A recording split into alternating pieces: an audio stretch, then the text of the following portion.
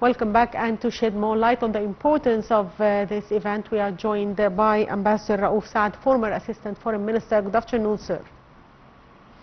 Good afternoon, ma'am. So, sir, Egypt hosts an official G20 meeting for the first time in Cairo. How do you assess the significance of this, and how does it enhance Egypt's status in the international arena? Well, of course, it's very important that to have this meeting in Cairo. It reflects, the international standing of Egypt and the important position that it occupies on the international arena. However, we'll have to be a little bit more interest-driven.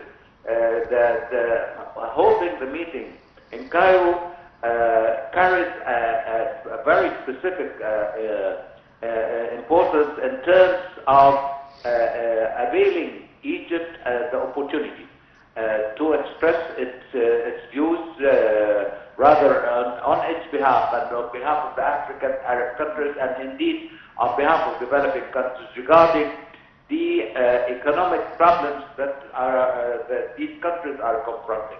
The whole global economy is shaking. The developing countries are suffering from the debt problems, from the difficulties of having concessional finance, so on and so forth. The economic crisis is prevailing all over the world. The climate change and disputes and displacement of many people from their land, so on and so forth, this would affect very much the developing process altogether in Egypt and other countries.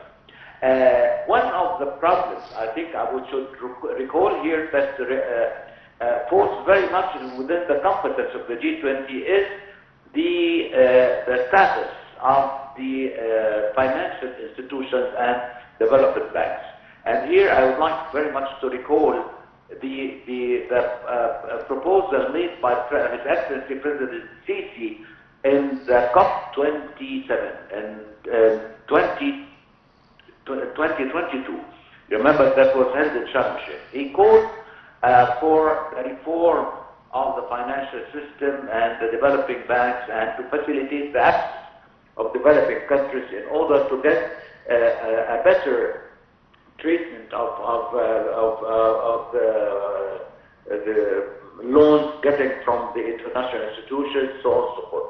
And here, for the first time, we were able to, in fact, to abstract, to get a resolution from the conference with the same language that was presented by President Sisi. However, we cannot see that, that the decision has taken an implementing steps.